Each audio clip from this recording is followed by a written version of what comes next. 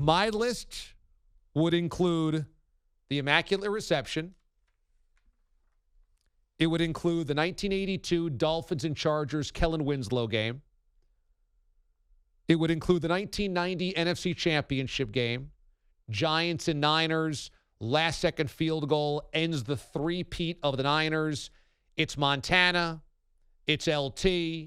It's Parcells. It's a three-peat on the line. It's Rice and Lott. It just is an amazing piece of theater. The AFC Championship game a couple of years ago, Chiefs and Patriots, was absolutely special. And the 81 NFC Championship game, the catch. Montana to Dwight Clark to knock off the Cowboys.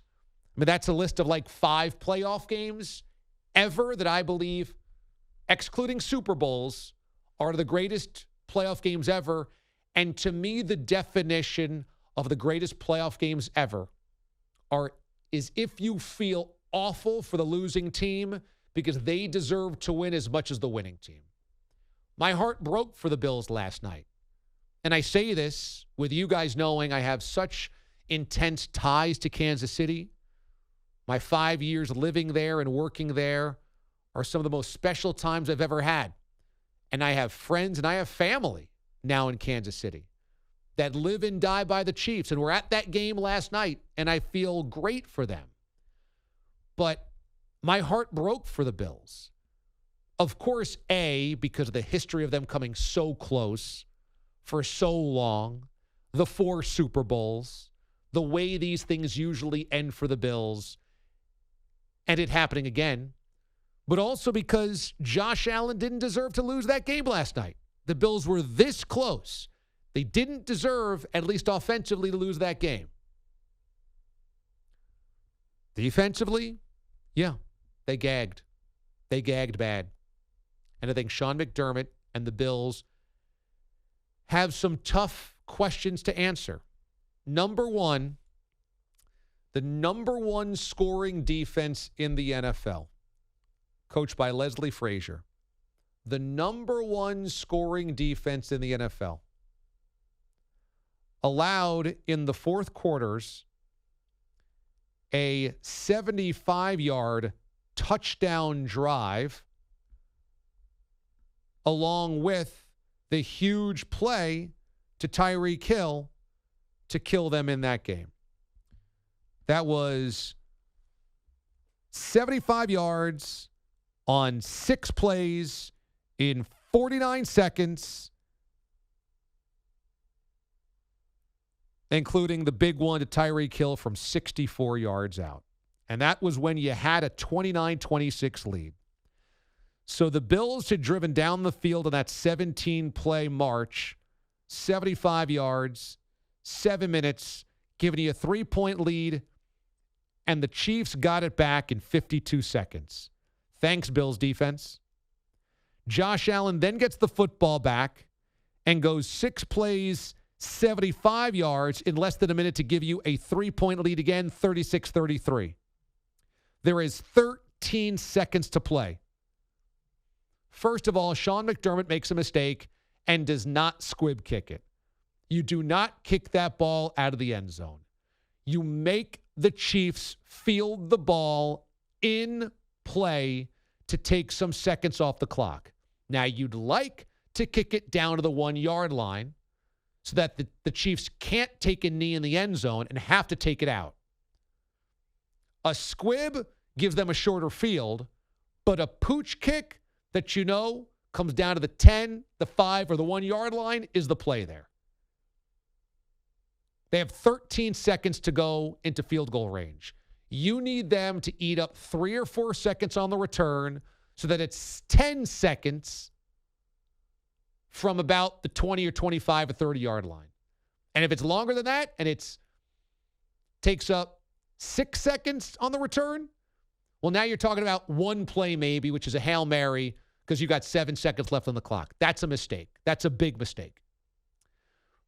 But ensuingly, the Bills have 2 plays they need to defend only one of. You only need to defend one of the following 2 plays.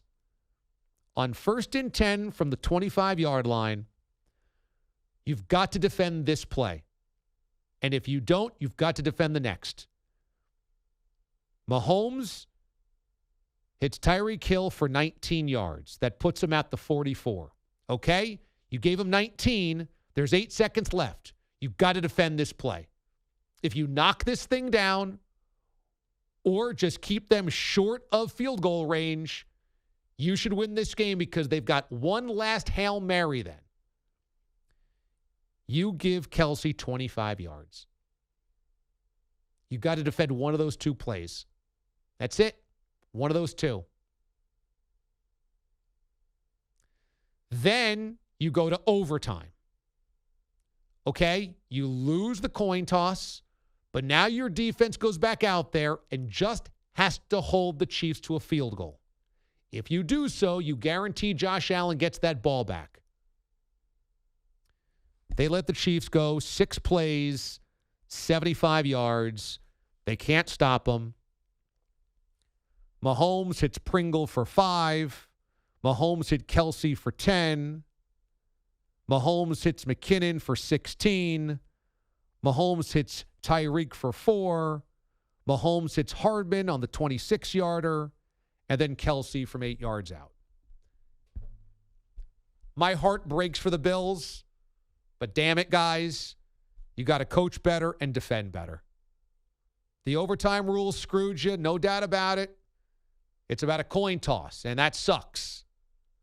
At the same time, your defense had 2 drives with the lead, and then in overtime just had to hold them to a field goal to at least give your guy a chance, and you bent over backwards and let them just walk down the field on you. Now, Mahomes and the Chiefs have done that to other teams.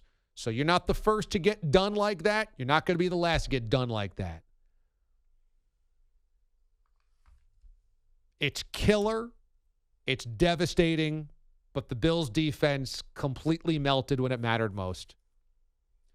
And it's one of the great playoff games. It just is.